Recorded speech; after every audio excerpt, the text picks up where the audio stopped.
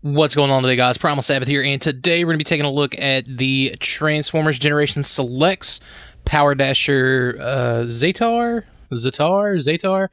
I'm pretty sure it's Zetar. Now, this is a repaint, slight remold, I believe, of Brunt, I think is the fella's name. And I don't know a whole lot about Brunt, truth be told. I don't know a whole lot about Zetar. I know that Zetar was in, or Zetar? Pretty sure it's Zetar. Anyways, I know that he was in like a one panel of a comic thing from IDW. I believe it was like a flashback deal. All three Powerdashers were. I believe they were standing with Ultra Magnus like right before the K class bombarded them, so to speak. So, anyways, I'm a sucker for teams, especially if they're small teams, like the Monster Bots. I was kind of like suckered into getting them, and I, kind of feel the same about the Powerdashers and even the toy color reflector fellas whenever they come out. But anyways, so this one kind of came up by surprise. This one, a Nightbird. We'll take a look at Nightbird second because I actually prefer her more than this one. So I just kind of wanted to get this one knocked out of the way. But Brunt, which I kind of had my suspicions, but was still mostly unbeknownst to me a parts former, and I say that loosely. Like almost everything comes off of this guy. He's just nothing but 5mm ports and pegs and holes and all that other stuff. You can do some crazy stuff like this. Well, I guess this wouldn't lock together. I thought this would have locked together like this. It looks like it would come together like this way for some kind of weird whatever. I don't know. Again, I didn't even look at Brunt's instructions, to tell you the truth. But my buddy Dalton, Daltonian's TFs, he actually sent me a picture of this particular configuration for this Powerdasher, and I believe, I don't know if this will plug in. If this will plug in here, then you know what? I like that more. So the way I kind of had it was essentially the way that was shown to me. But this, I think I like this more, like for sure. So, or at least I tried, kind of deciphering it to the best of my ability. Now I can't get this stuff pegged back together because it's not quite a perfect fit, but it's close enough. So. All right, here we kind of have it in this sort of configuration, and it requires like a lot of stuff having to get kind of popped off and popped back on, and you're really working with a lot of hinges and whatnot here. But I got some little wheels there and there. But Dalton said this is supposed to be what makes this dude look kind of more accurate to how I guess his alt mode should have been.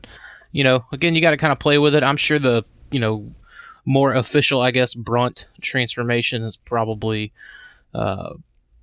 closer to a more solid thing, but I like this. I think this looks cool. It looks kind of like a weird diggy thing with a drill on it and a gun up top. So anyway, I don't know.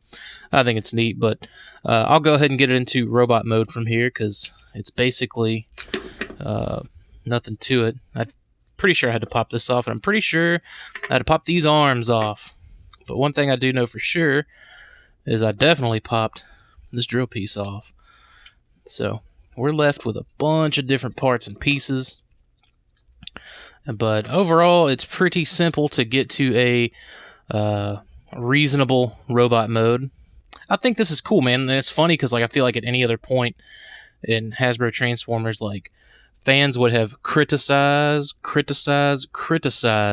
this parts forming stuff going on. But I don't mind it too much at all myself. So, and then I know I plugged the gun kind of on this little side thing here. I really don't know if something's supposed to go there. I don't know if there's supposed to be some kind of special molded weapon that fits, because it looks like it can slot down and kind of peg in there.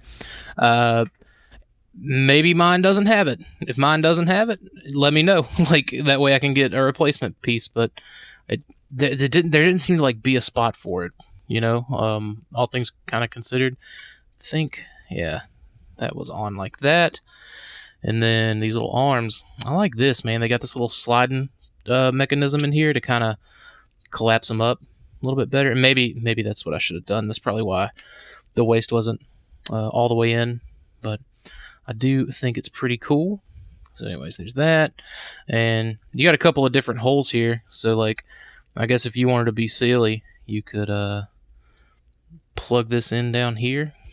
It's a tight fit, but you can make it work if you want to.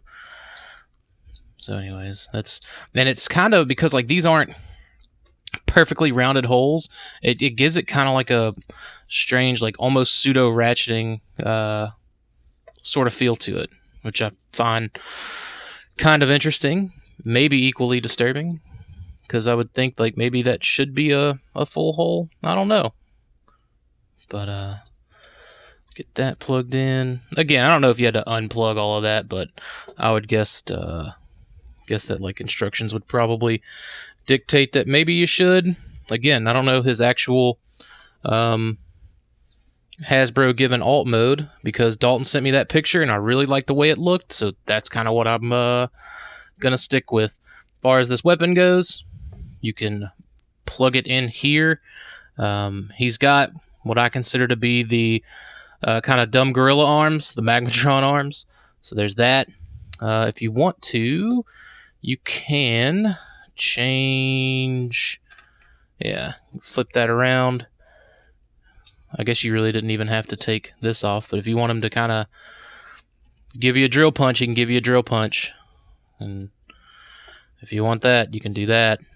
And it just keeps getting more and more ridiculous. But you have options, I guess. I don't particularly like the little peg, but I understand it. I understand that it's supposed to be his head. I'm cool with it, ultimately.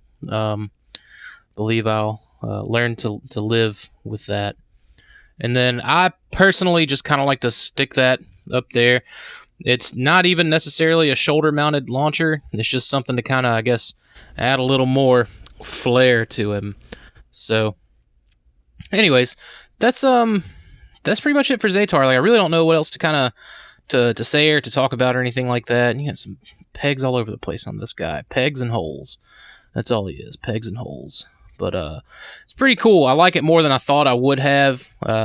I feel like this is something in the future where if it's like I mess with this thing too much, and I probably will, you know, like I'll shout out to Eric B, man. I'll probably get me some Despot time in with this, you know, at work or something when I'm bored, because it's a neat looking figure. I just don't think it's neat enough on its own. But fortunately, we're getting, you know, the second one at least in October from the Amazon 3-pack with Impactor and Mirage.